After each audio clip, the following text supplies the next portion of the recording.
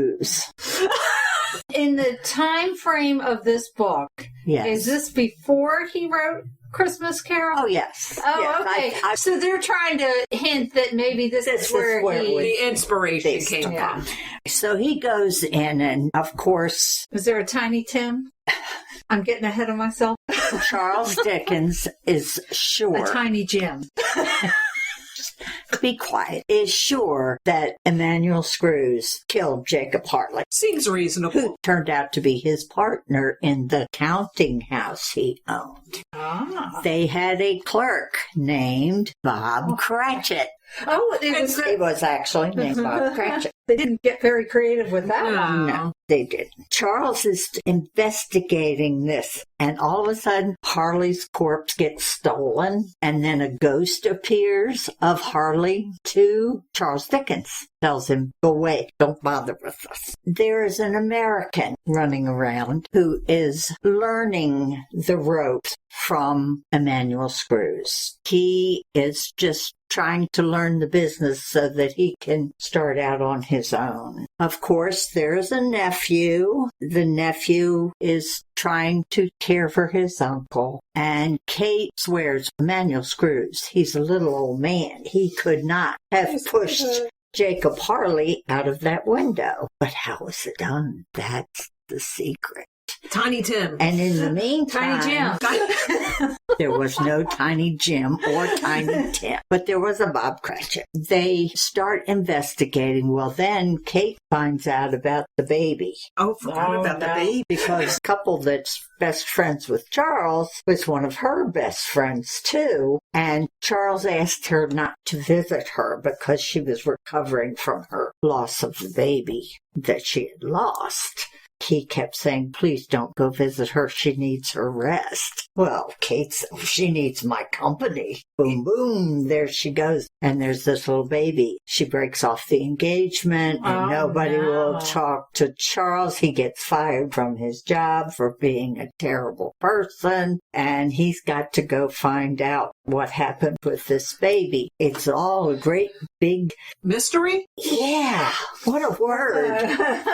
But it was so well done. It was very well written. It was very well done. I like this series. I wish she'd keep going and write more. Well, maybe after she hears this and hears her, will make her want to keep going with. Let's think of some other Dickens things she could do. She could do David Copperfield. Yeah, but how could she David Copperfield. Bleak House. Bleaker. Bleaker House. Bleakest House. There's Beaker House. Yeah. There's all kinds of things she could do, I'm sure, but it was good. Heather Redmond, her last British ancestor, departed London in the 1920s, but she is a committed Anglophile and Dickens devotee. She has lived in Illinois, California, and Texas, and now resides in a small town in Washington State with her husband and son. And you can find out about Heather and her books at www.heatherredmond.com.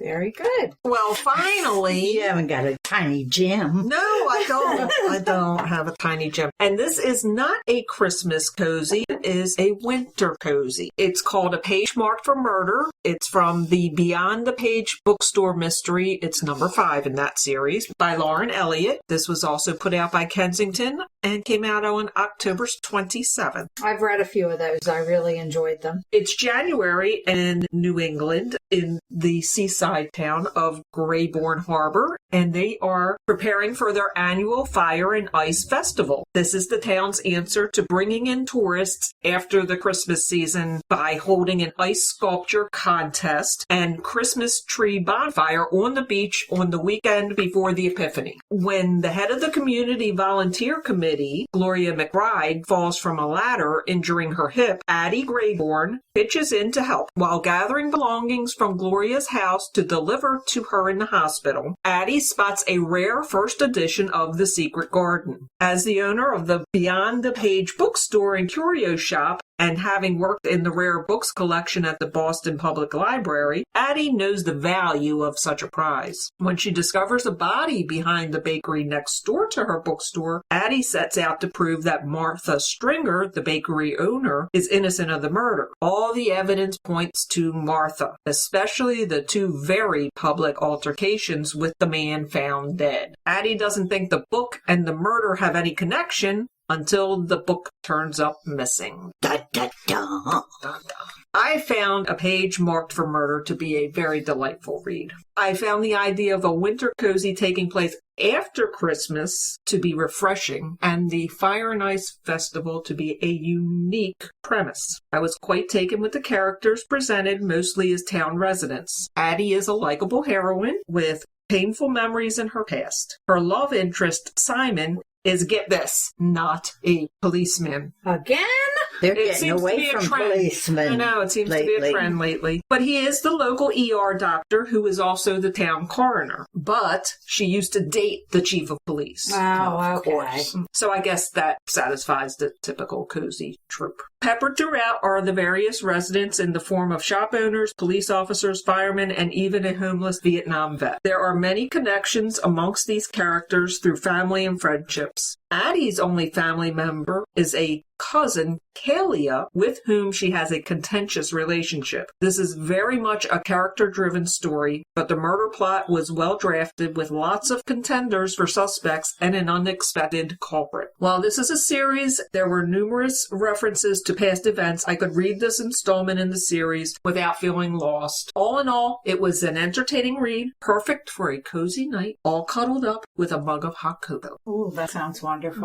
When you first started it, I thought I had read it, but as you went on, I realized I hadn't. She must have mentioned somewhere the Fire and Ice, because that's what got me. And I've read several of these, so she must have mentioned it in one of the other books, but the murder doesn't ring a bell. It wasn't at the bakery, but it was a good series. Yeah, it is a good series. I like that series, and I'm glad you brought it up. We read so much that sometimes some of these series lost in the shuffle.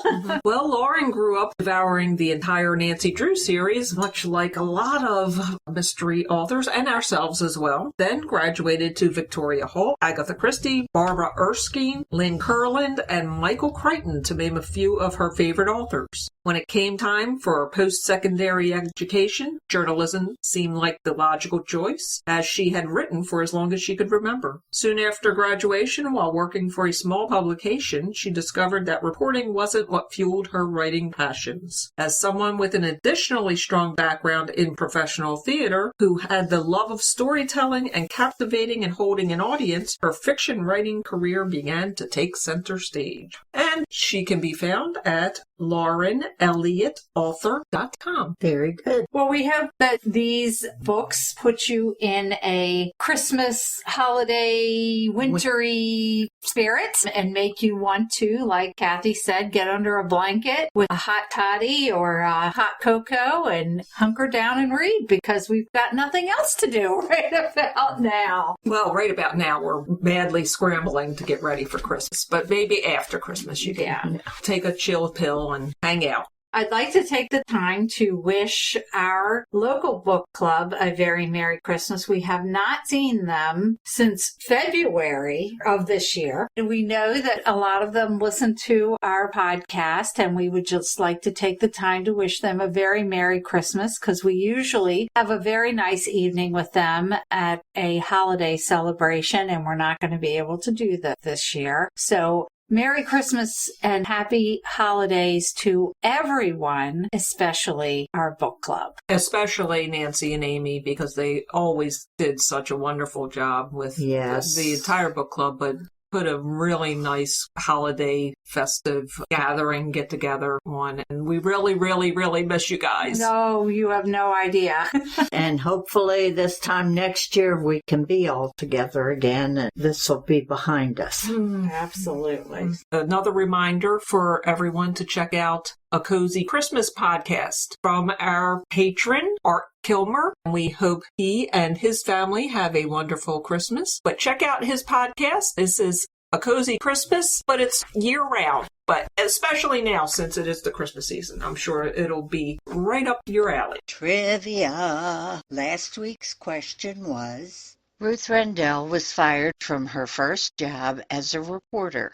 After high school, she became a feature writer for the local Essex paper, the Chigwell Times. She was forced to resign after filing a story about a sports club dinner she hadn't attended. And what? A. She failed to report the after-dinner speaker had died midway through the speech. B. She made up the scores. C. She named the incorrect teams. Or D. She confused cricket with rugby. The answer is A. She was forced to resign after filing a story about a local sports club dinner she hadn't attended, failing to report that the after-dinner speaker had died of a heart attack midway through his speech.